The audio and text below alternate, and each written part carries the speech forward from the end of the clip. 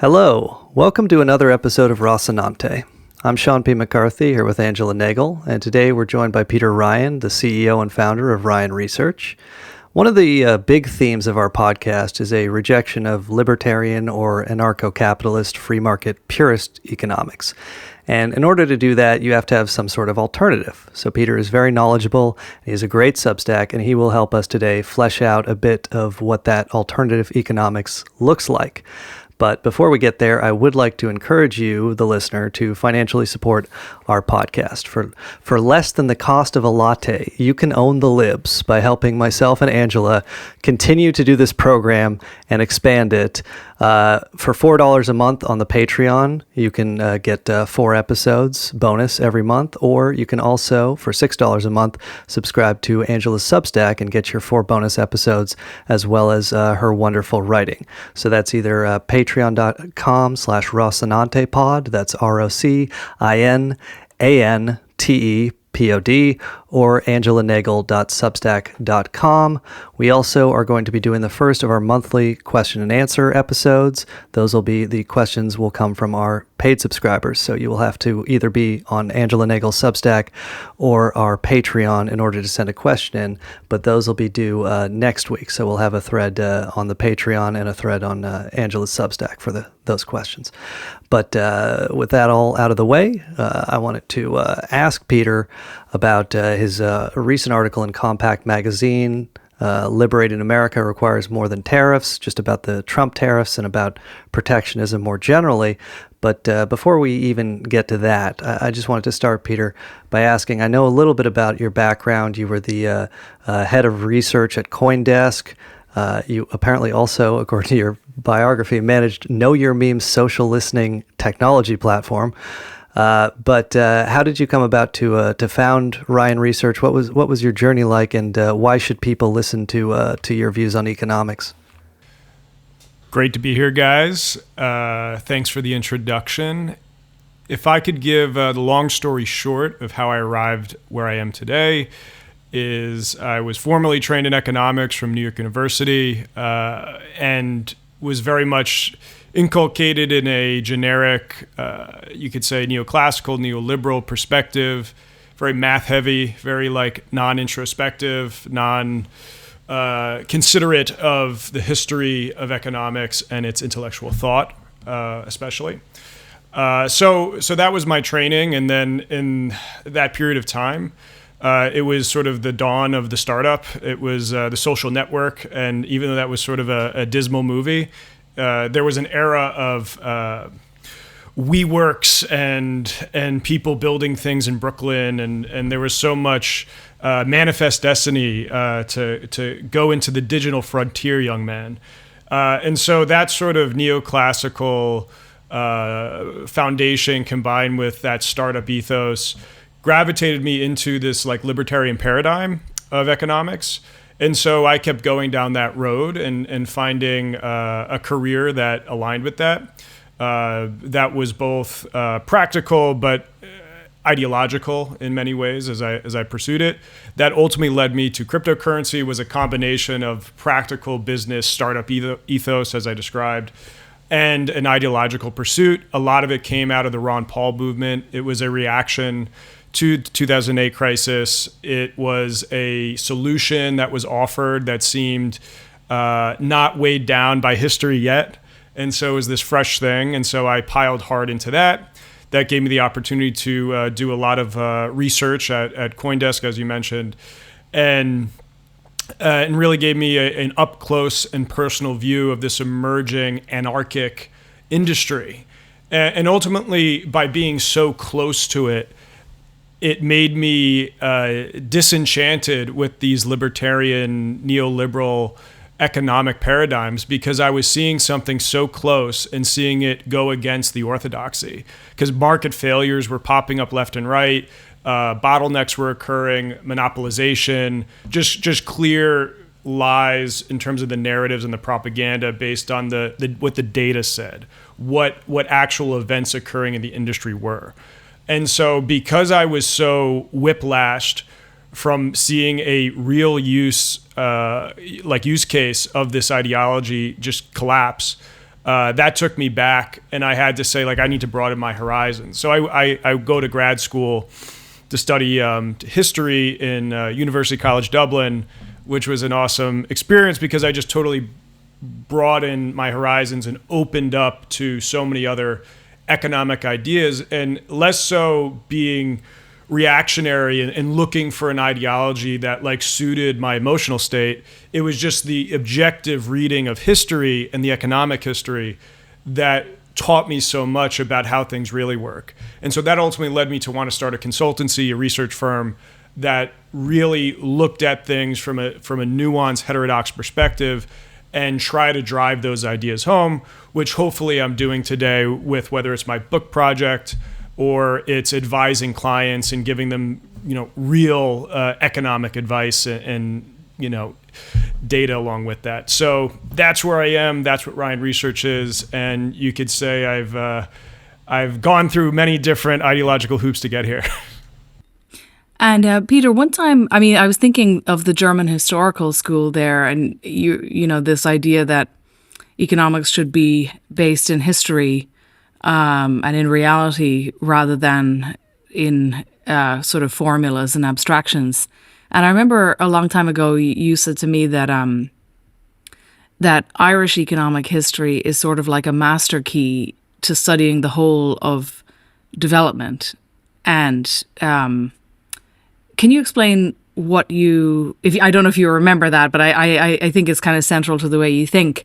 And it's also part of how you went from libertarian ideas or to more kind of Listian or Careyite ideas. So can you just explain that, like why the Irish history element was important there and why you think it is that kind of master key? The reason why Ireland is such a good case study is because in many ways it's the first formal colony that we can understand as one in the modern age. And so we have Britain, which is the birthplace of free market liberalism, acting as an imperial hegemon upon this next door neighbor, subjected, oppressed country. And so you have to understand what regulations were being devised for Ireland within that system. And at the same time, England started to gestate all of these theories of free marketism.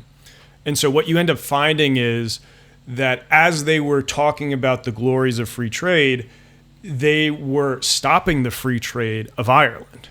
And so there's this contradiction that starts to emerge. And then you actually start to see the Irish revolutionaries, some of the calls that they were actually making. One particular example would be they were rolling a cannon through the streets of Dublin in protest in the late 1700s. And during this protest, they had this cannon, and on the cannon they wrote, "Free trade for Ireland." Now, you would look at that and say, well, are they just being liberals, or what's going on there? And actually, in the context of that environment, what they were saying was Britain was, one, harming their ability to industrialize and export, so they couldn't actually trade freely with other countries, other colonies within the British Empire. They were totally restricted in terms of what could come out of Ireland, what could go into Ireland. And then second, it was the industrial regulations where even domestically, they could not have factories. They could not start competing with the British counterparts because Britain had to lead on manufacturing. And so Ireland was only supposed to be a breadbasket, essentially, to the British Empire, whether that be supplying food to the colonies, especially the Caribbean at certain points, or maybe it was supplying lumber to build the British Navy. Ireland was just supposed to be a raw commodity exporter, and that's it. And it should not be getting into competition with the manufacturing power of Britain. So once you start seeing all of this, you start to see a lot of the first arguments against free trade liberalism emerge from these Irish nationalists. And so this is where you can see that it's not plagued by Cold War heuristics, Cold War polemics. It's not plagued by exactly the sort of first world versus third world dynamic. You have these next door neighbors, and you have it just being in a time period where you can look at things more objectively, and you see that, as I described to you, this is the master key that helps you understand economics, because it shows that the free market liberalism being invented in England was total hogwash, because they were totally perverting that to suit their whim across the sea in Ireland. And it was the Irish that were actually emerging and trying to figure out these economic arguments to say that we want to protect our own industries. We want to develop them to actually stand as equals with Britain. We actually don't want to just be autarkic, but we want to trade with other people. And so it starts to really create a cohesive school of thought of what sort of protectionist developmentalism is. And that ultimately brings us into the Careys, which we could touch on later. Yeah, Peter, I wanted to just kind of start with, current events, talking about your article in Compact Magazine, Liberating America Requires More Than Tariffs. And then I think we can go from there back through the history and talk about the Careys and List and how all these ideas developed. And, I very much enjoy your Substack. There's such an interesting history to what is derisively called protectionist economics. And I think, I got a BA in economics, and I just wasn't exposed to so much of it because the neoliberal free market orthodox and the history of that is what is so prevalent and so taught. But just to kind of start with your article about Liberating America Requires More Than Tariffs, I guess my first question to you is, what is your issue with Donald Trump's April 2nd Liberation Day, and why do you object to President Trump ending the long history of the U.S. being ripped off by the people in Vietnam who make our Nikes and everything else? Yeah, so it's the easy answer is just, the math was silly, the application and methodology behind it didn't really have a good comprehensiveness to it. That everyone can see that. Everyone sort of made that comment. What I've tried to hit at is that there is a much deeper ideological paradigm that needs to be implemented for tariffs to be useful and for the bigger picture goals of the Trump administration to actually work. So what I mean by that is, and this goes to your point about the Vietnamese making the Nikes, one of the problems here is we've somehow slipped into this narrative that it was the rest of the world ripping us off, and that's the problem. And so we have to attack the rest of the world. Whereas I would even argue, like Trump 2015 to 2019, whatever we want to call Trump 1, the rhetoric was much more directed at Americans' elites. So this is where we have this sort of shifting sleight of hand maneuver going on, where it's the rest of the world. And of course, there's an antagonistic relationship to the rise of China in particular. But the real problem has been the American elites selling out America. And that's sort of the crux of my critique here, is that unless you actually challenge the American elites, which I define as the financial sector and the foreign policy establishment of imperialists, which kind of work hand in hand to promote their own agendas and their own specific interest at the expense of the entire nations, unless you challenge them in a fundamental way, tariffs and challenging the rest of the world actually doesn't get you to where you want to go. The problem is that, and I believe when I reviewed your article, you make sort of a similar parallel argument. The problem here is that financial elites in America saw that there was a profit incentive to basically hollowing out American industry, letting go a ton of manufacturing labor, and just giving that to lower wage labor in China, in the rest of the world, and they could pocket the difference. And the wages were lower because of lower development levels, lower value of currencies in those countries, notably lower labor protections, regulatory standards, safety standards, environmental standards, all of those things. And so we just arbitraged all of that out of the United States, and we let a bunch of people fry ice. And so that was really the problem of this populist story. The elites saw an opportunity to make a better buck. They did it, and now they're the wealthiest they've ever been wealth inequality is as bad as it's ever been. If you look at metrics like, how much did GDP or GDP per capita grow in the U.S. From about the 1980 forward or so, we basically 10x'd, but wages were flat. And so that kind of tells you the story of what exactly went on there. If we were really gaining a lot out of this situation and it was so beneficial for every single average American consumer, you would think wages would have a little bit more parallel trajectory to how the rest of the economy grew. But what we just saw was that 10x growth went into the pockets of the financial sector, Wall Street, and the various American elites. Now, this combined with the fact that we entered, after the Nixon shock, the Treasury bill standard. So what I mean by that is we started to have problems with other countries wanting to demand gold instead of like holding on to debt or stuff like that. And the Americans devised a system that said, we're not going to honor gold redemption. The only tool you have for savings going forward is U.S. debt. So you can either try to like crash the economy, challenge us on the world stage in this like economic war, or you can just keep buying our debt. And so that actually creates the system and incentivizes it even more, because now you have a situation where we buy goods from the rest of the world. That gives the rest of the world dollars. Those dollars have to go somewhere. Instead of just sitting, those countries want to earn interest, so they buy U.S. debt, U.S. treasuries that earn interest. And so that allows the financing of the U.S. government. That is like an independent flow from like taxpayers or other sort of checks and balances.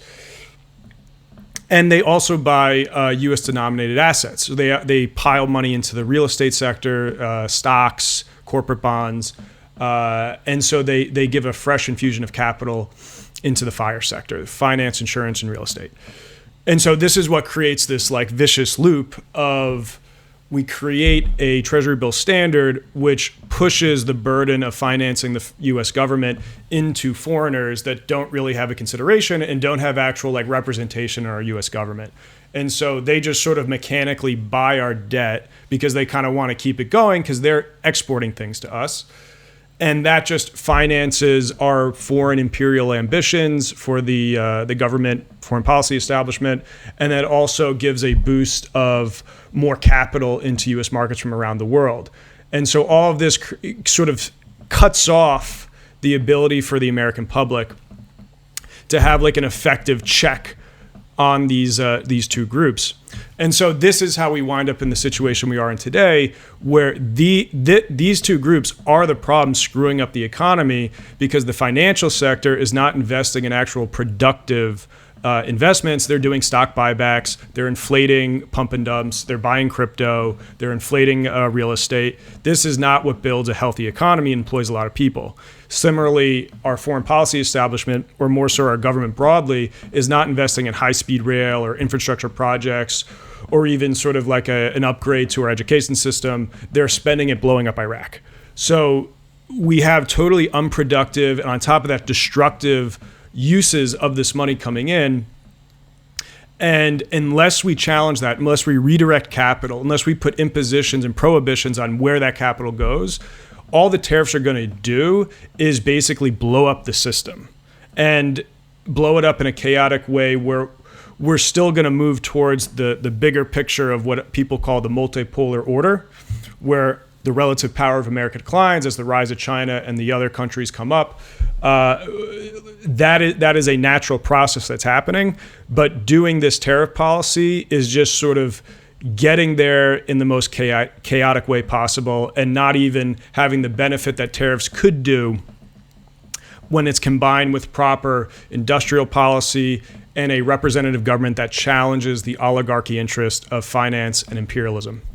And in the past, what we were talking about in the last episode was the founders, okay? And we were talking about how, history can be seen as both cyclical and linear in a sense that this building up of parasitism and then an explosive reaction like keeps happening in different ways.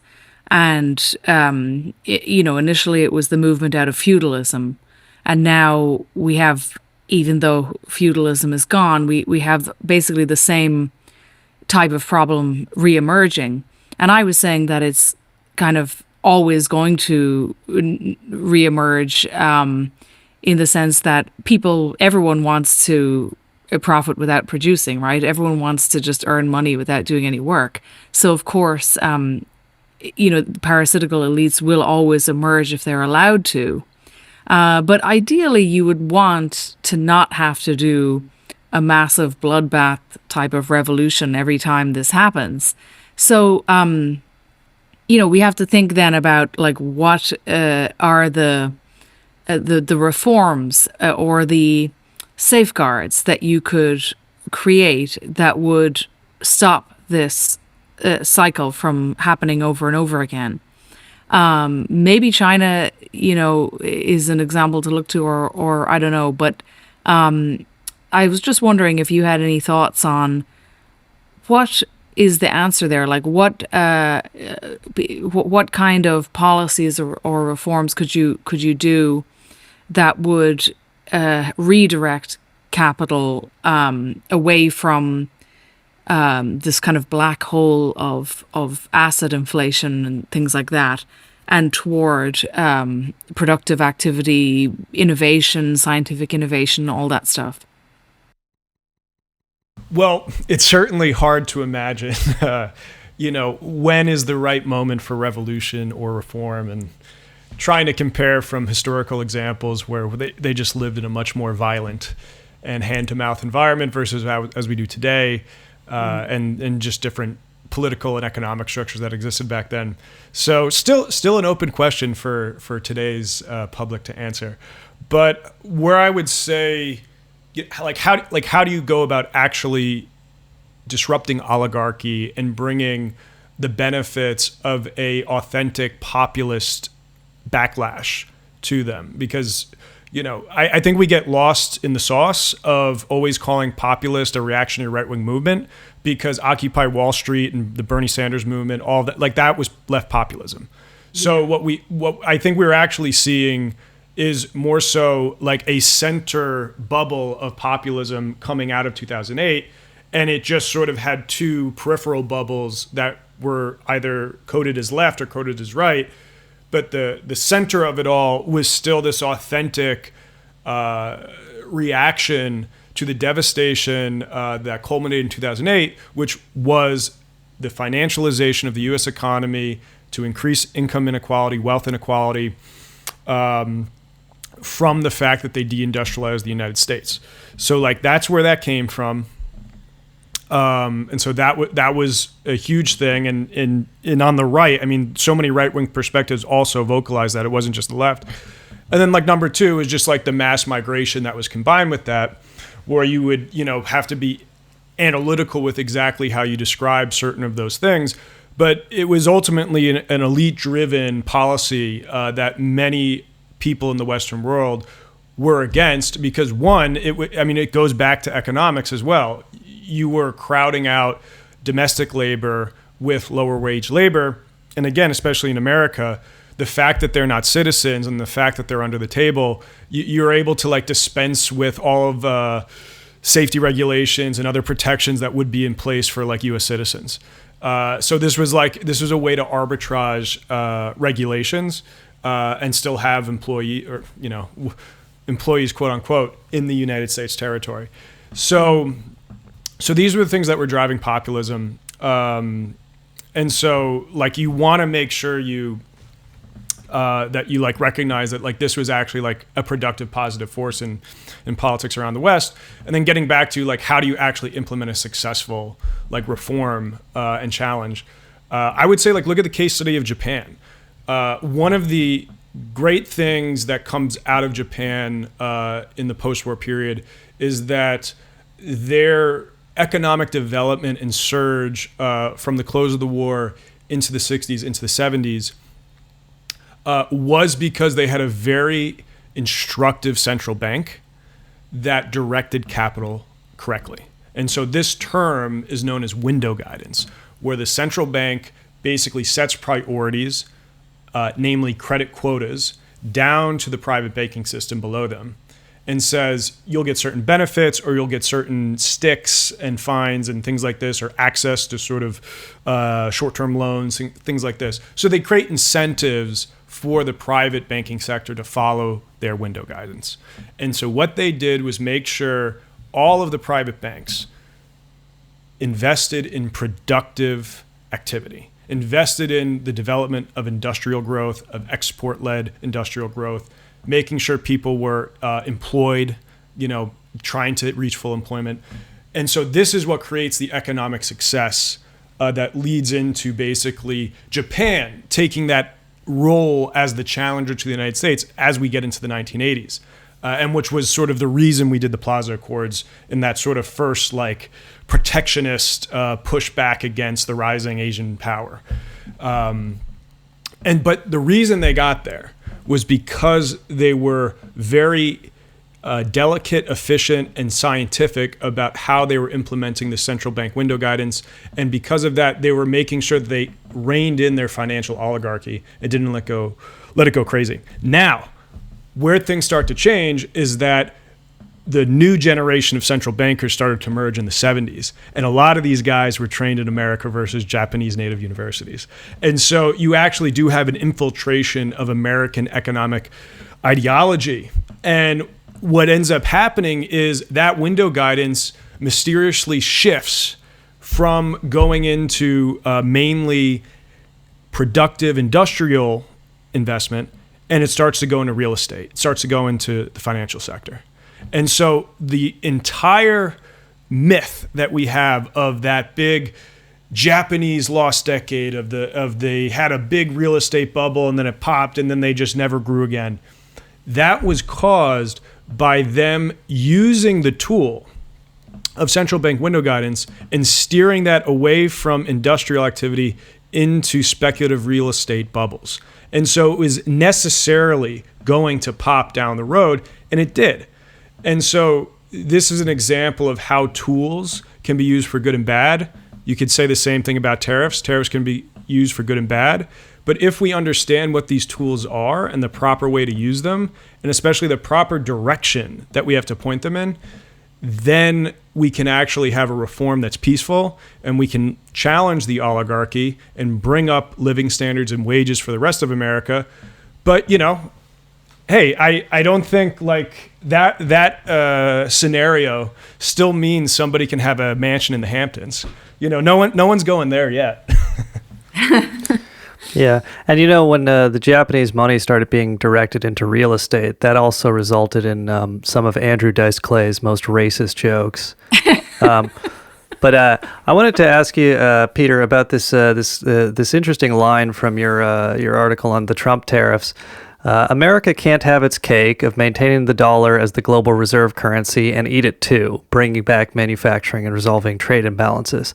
And I just have a quick two-part question, which is one, maybe you could make the argument as to why actually having a manufacturing sector is important, because sometimes I see online people think, the U.S. can just be a 100% service sector economy, or this kind of nostalgia for the manufacturing sector. This is, about masculine insecurity and just wanting to be, men who hit things with hammers or whatever. And so people like me who advocate for bringing back manufacturing, we don't want to work in it, but we just want to fantasize about being masculine. So maybe you could just answer what's the utility of a country having a functioning manufacturing sector, and also does this would the United States, in order to bring its manufacturing sector back, would it have to stop being the global reserve currency? Are those two things inherently in conflict?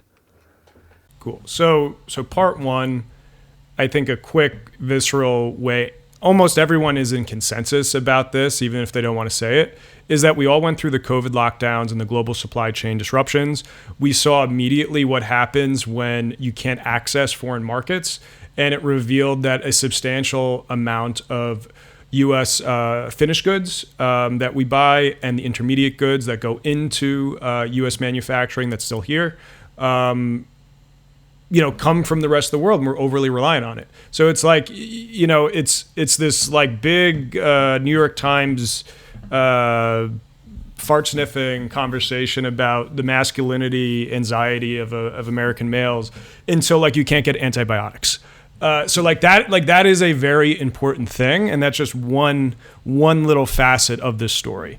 And so right off the back there, we all know that when things go wrong, just-in-time supply chains where the critical goods are made outside of America is very like bad. And we want to make sure that we figure out what are the things that we can bring in here to build redundancy, that if those negative events occur in the future, that will never happen again. So that's like point one, where I just say everyone already acknowledges this. The people at the New York Times might not want to acknowledge it in public writing, but everyone kind of gets this. So then after that, it's like, why is this abstractly, theoretically, why is it good to actually have manufacturing?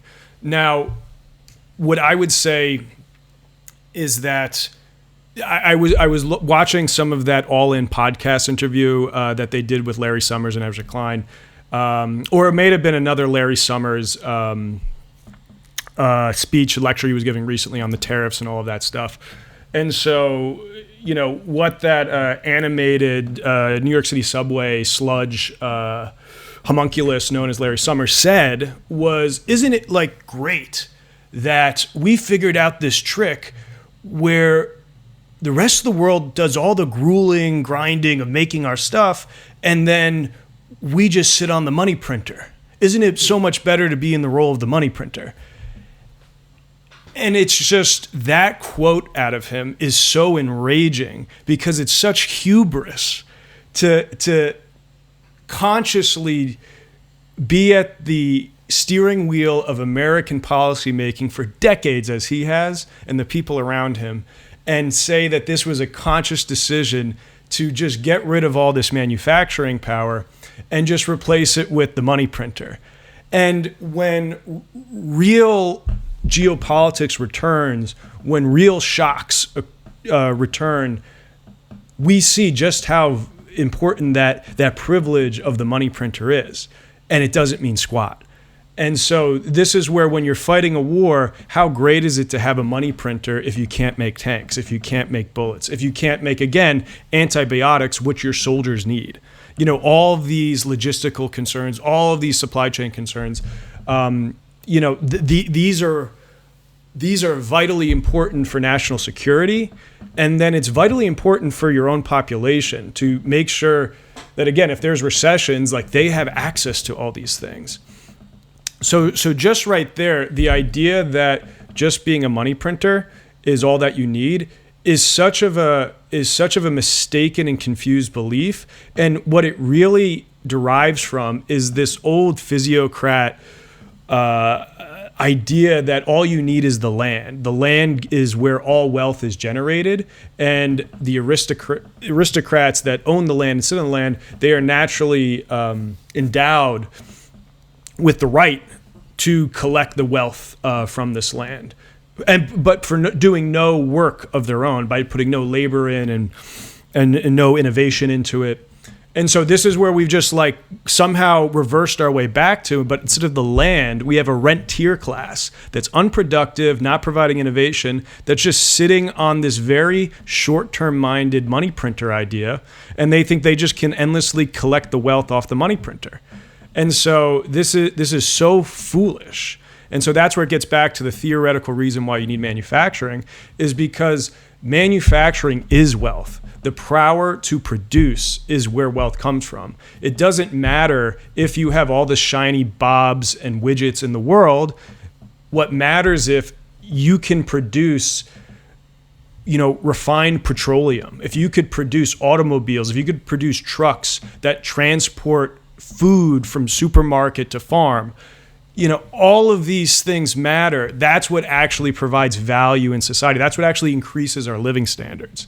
And so when you start to farm all that out, you really lose a lot of what makes true wealth. And what that wealth of productive power spills over into, which is a secure and stable full employment for your society, which is the ability to keep building like Lego blocks on top of that, because industry begets services on top.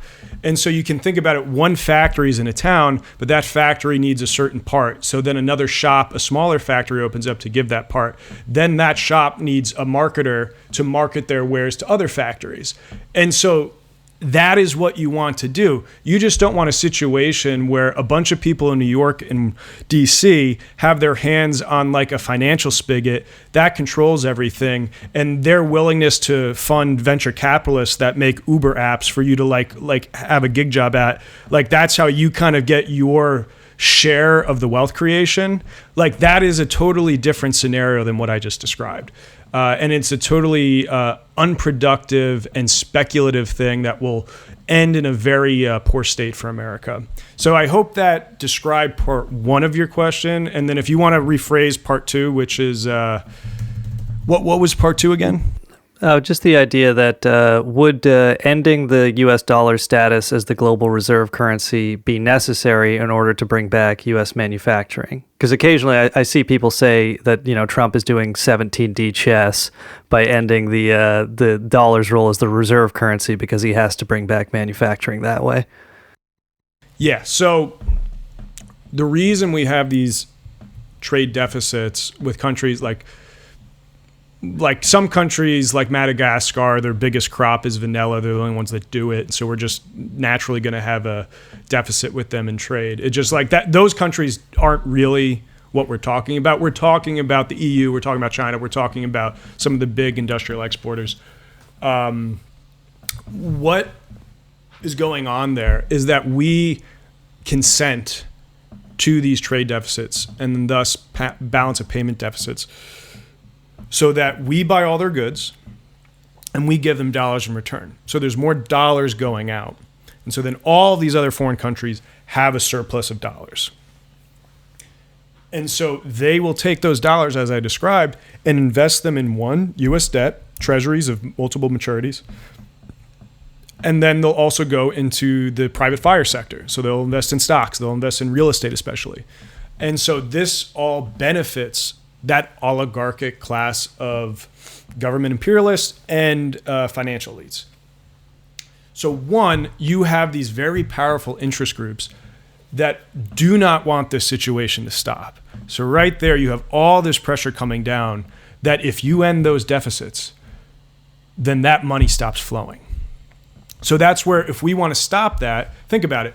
We've stopped bringing those goods in, or we send goods back to them. Now the surplus of dollars no longer exists in those foreign countries. And now they cannot finance the U.S. debt. They cannot finance the U.S. fire sector. And so all that stuff starts to contract. And so that's really the problem here, where we have built a system of imperialism and global hegemony through this financial apparatus.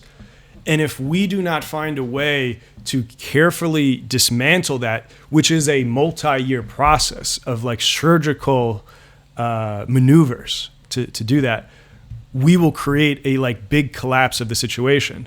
So like if I were to use a metaphor, it's like we're on a ship and the captain sucks, a lot of the crew sucks, the ship is leaking, there's mold in where all the hammocks are in the hold. And so the ship is really, really bad. But then the solution is not to blow a cannonball right through the middle of it and create a huge sinkhole where all the water floods in and the sink ships and the ship sinks. So that's what I'm trying to really speak to here, which is if you try to really disrupt these trade deficits all at once, one, you're going to collapse the economy. You're going to create worse situations, and we might not be able to get out from under that. Then two, the only solution is to do it carefully and over the long term. And doing that, you have to challenge the oligarchy. And so that's really the hard part here, where you can't do it all at once. You have to do it slow. And you have to keep that slow, consistent pressure going against the most powerful interest groups that have ever existed in history. So that's the challenge. And so what seems to be the case that's going on is that we have no interest in challenging that interest group. And so we're just going to continually let them lead and centrally plan the economy. And so, okay, we'll throw the tariffs on, we'll take them off, we'll put them on, we'll take them off.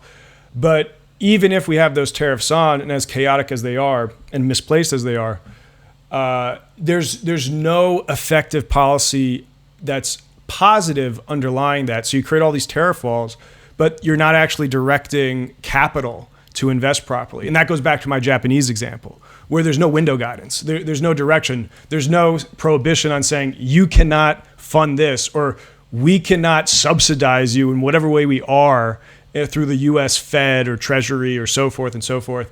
And then you just do stock buybacks, which is like what happened after '08.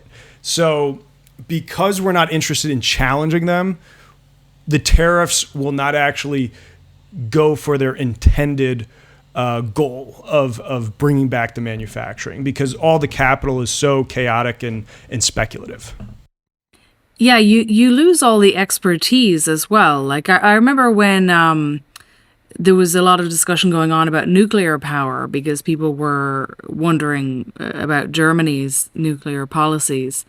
And I was listening to a lot of nuclear experts at the time, and one of the things they kept saying was that, you can't just magic up a bunch of nuclear experts out of nowhere. Like it's something that you have to build the whole infrastructure out of developing the knowledge, passing on the knowledge, training people, and even a more recent example than that, like maybe about a year after that, when more recently we've started talking about, well, what if America just pulls out of Europe? Like, what if we just wake up one day and all the troops are leaving their stations in Europe? Like, can Europe even defend itself now? Well, as soon as that conversation started, the very first thing people said was, oh, thankfully, de Gaulle put the infrastructure in place. He set up the nuclear power, and he ensured that there was a much more not quite a command economy, but the state, the centralized state, has a very strong role in organizing productive activity. So, every time kind of when a disaster happens, everyone suddenly remembers these basic truths. It's only when things are going really well that we forget them. So, in the case of something like, a lot of the people dismissing manufacturing come out of a world where basically a whole generation of digital toll booths were created. Things like PayPal. There's no, all of the hard work was done by actually the military state to produce the technology, or even, if you think of something like Uber, right? All the infrastructure that makes that possible, or roads. This was all centralized public stuff, which every major state was doing at the time, sort of like early to mid 20th century. So the digital toll booth people are thinking, well, you can make this many times more profit on just sticking a toll booth on this, on just being the tech end. So why would we put all of this money into these, very cumbersome, polluting, difficult things? But of course, the later bit is not possible without the first bit, And so you need the developed, you need the really kind of labor-intensive, capital-intensive infrastructure building part. It's sort of a bit like thinking that if you sell a house after it's increased 10 times in value because of a fluctuation in the market, that is better. You know what I mean? It's like a fundamentally just illogical thing. You're miscategorizing what's going on there. It's a value has been created in everything surrounding the house, and that value has almost certainly been created by public investment in things that have made maybe the neighborhood nicer or the transport nicer or whatever it might be, the country more attractive. And so, yeah, that's just a basic, like, people who have become oligarchs out of digital toll booths have a natural bias against understanding the value of, like, what does it take to create rubber domestically or something like that? So, you know what I mean? Or steel. And if you've lost all of that, what does it take to get it back? Like I say, it's difficult, cumbersome, and not, you can't just sit there on a laptop doing it. It requires a massive amount of human labor. And, I even remember that think tank in Ireland, which is connected to the Stripe guys. It wasn't them actually, but it was somebody in their milieu. They were looking at examples of transport, I think, and they were saying, let's look around for a good example of a really good transport system. And of course, France was the one they came up with. It's always France or Germany, like in the European context. And that's because of, these kind of Gaullist, state-commanded, centralized policies. Another thing, just while I think of it, the Kostas Lapavitsas, who came out of the Greek, Syriza and the Greek sort of crisis, how 2008 affected Greece. He has an interesting book, which I haven't read for a few years, but if I remember correctly, he actually splits the what to do part, into two, which one is a kind of sudden, how do you correct the financial system, right? He gives two different paths, and one is the reformist, and one is the, just blow it up and start from scratch. But to think about that, I really feel that the bank is the foundation. And if you read like the Careys and List and all these people, I feel like China is much more a true manifestation of what they were actually envisioning, because the sovereign state bank being a non-speculative investment bank as the absolute core of your economic infrastructure was kind of something that they advocated. So can you explain to the audience, like, what is the difference between that kind of bank and the kind that we have in most Western countries? Sure. So to give a brief preview of who the Careys were, Matthew and Henry C. Carey, they were father and son. They lived between about the late 1700s into the late 1800s as sort of like, spanning that from father to son, birth to death. And there's probably no two men in the world and in history that are more responsible for the popularization of the tariff as a policy tool than these two men. And they were very influential, especially in the United States, in the period of about 1820 to like 1860. So much so that Henry Carey is said to have been like the major economic influence on Abraham Lincoln and how he thought about his economic system. So that's just sort of the preview. And then where it gets into the bank question, as you described, these men, and Henry in particular as the sort of younger and more blossoming son, were backers of a national bank for the United States. And if anyone's familiar with the bank wars that occurred in the early American years, there was the first Central Bank of America, there was the second, there was Andrew Jackson, which was the big proponent to abolish the bank and get rid of this, and sort of was this populist angst against the elites. And what I want to say right there in that myth that we think about is that could not be further from the truth. Andrew Jackson was a representative of New York City and Boston banking interest. They had the monopoly on banking because of course they did. They, in that historical period, were the cities that were the main ports to get everything out of the United States. And because of that merchant dynamic, they became the financial centers, and they wanted their private banks to be the dominant players in American finance.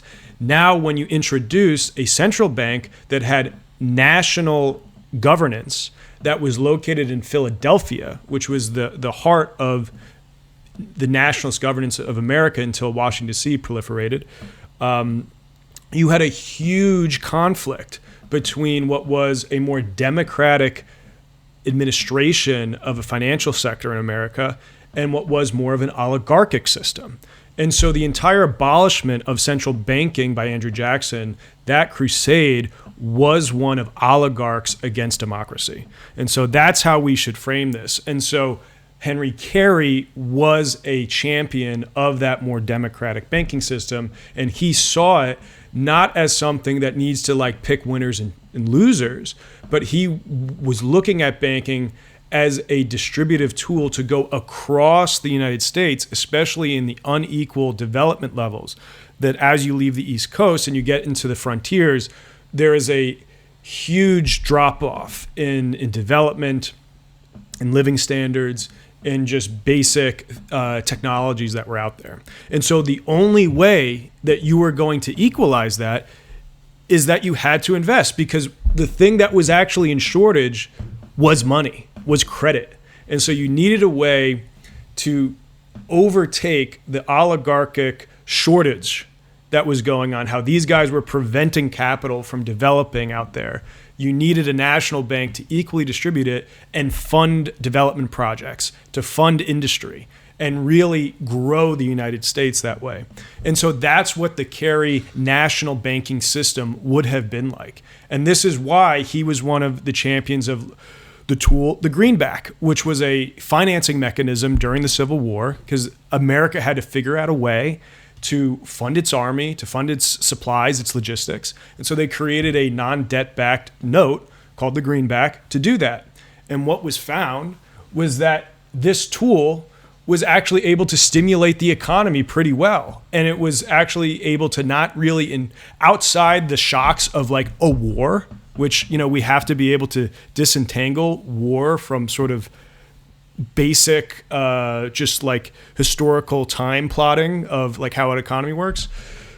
Like there wasn't a big inflationary episode. And so when he sees how a national banking system can be used, when he sees how the specific tool of the greenback can be used, and when he sees the problems around, you know, basing something, let's say, on a precious metal or entirely on a private sector banking system, that all that does is create shortages, whereas the alternatives of the national banking system and the greenback creates a surplus of capital that can actually finance productive investment.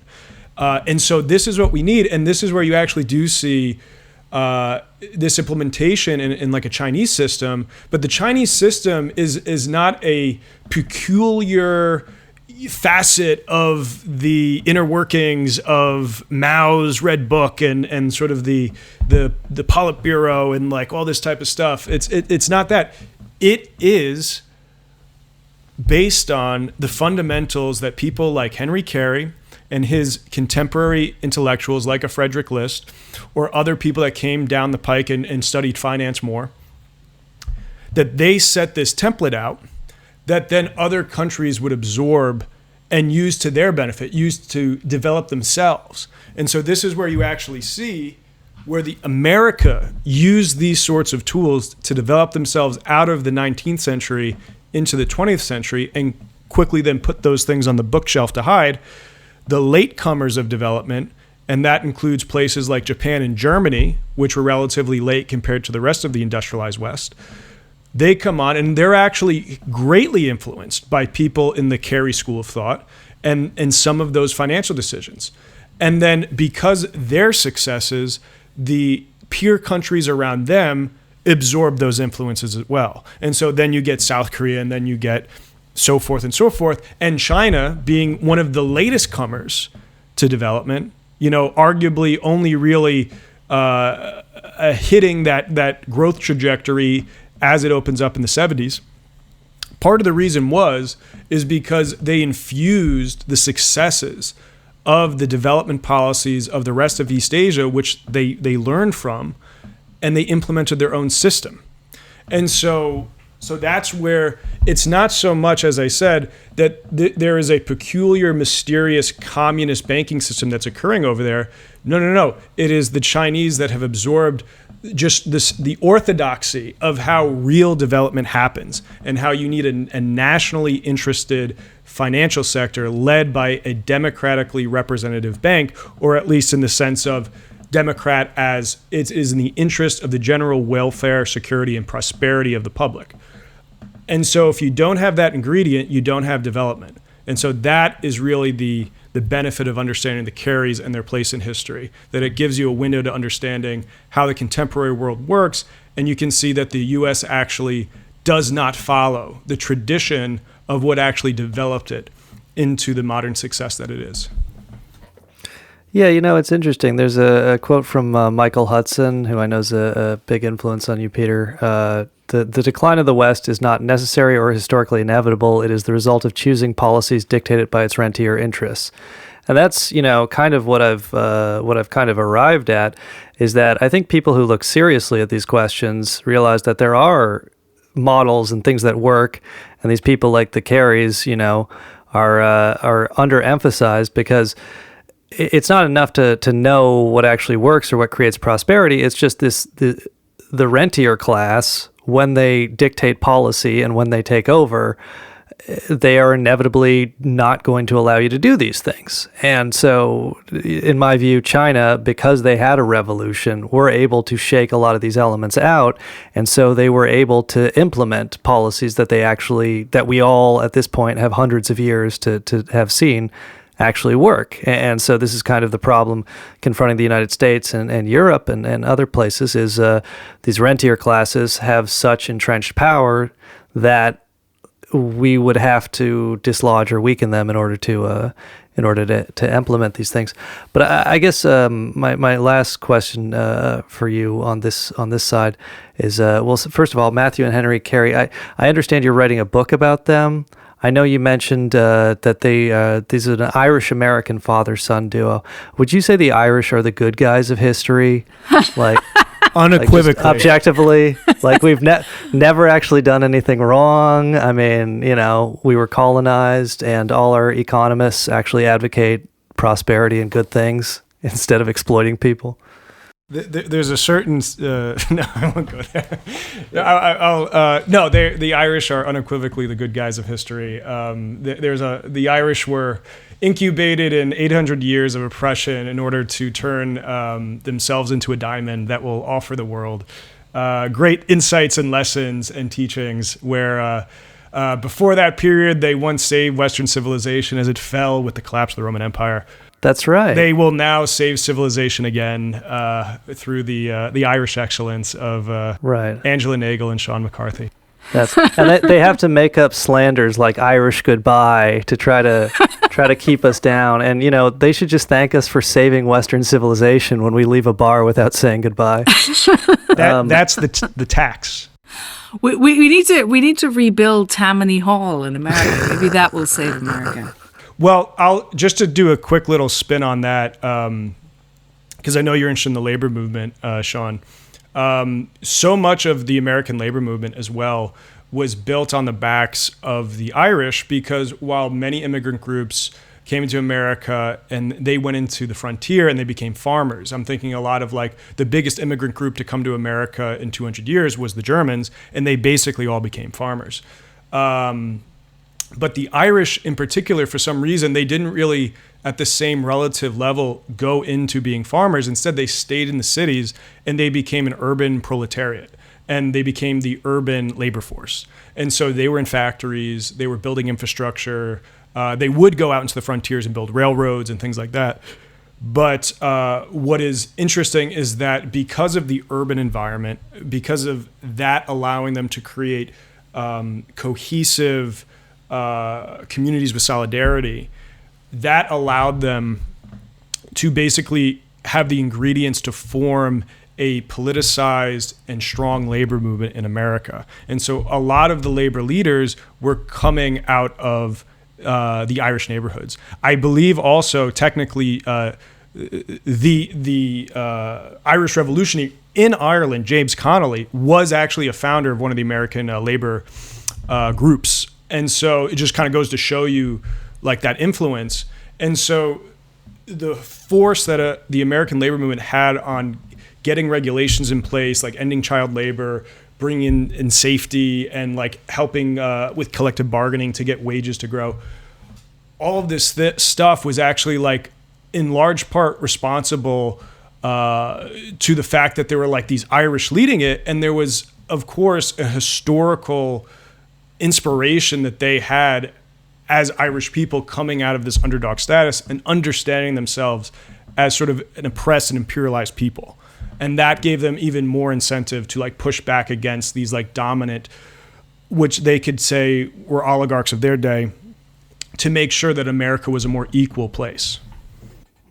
Yeah, how the Irish saved civilization and the medium of podcasting. But Peter, I want to continue this conversation for the paid subscribers. We're at about an hour here, so if you want to hear more with Peter, you can either subscribe to Angela's Substack or the patreon.com/Rocinantepod, ROCINANTEPOD. And over there on the paywall side, I want to talk about cryptocurrency. Peter has a very interesting article about the Trump administration's plans to support the dollar through stable coins and this kind of thing. I want to also ask about, he has a very interesting article about 3 things Ireland can do to fix its economy, where he talks a bit about kind of industrial policy in South Korea. I want to talk also about just protectionism. Like, is it worth using that label? What labels are isms even worthwhile? But those and many other questions we'll continue on the paid side. But before we go, Peter, where can people find you? And is there anything else you'd like to say to our listeners? Yeah, everybody can follow me at _Peter Ryan on Twitter. You can find me at ryanresearch.co. That's my website. You can find the Substack in some manner of link clicking from those 2 points. You can subscribe to my Substack. Feel free to pay for the upgraded version of my Substack. You can follow the writings I do at other magazines and newspapers that come along here and there. One thing I'd like to leave the readers with, just to kind of circle us back to the manufacturing question of like, why is it important?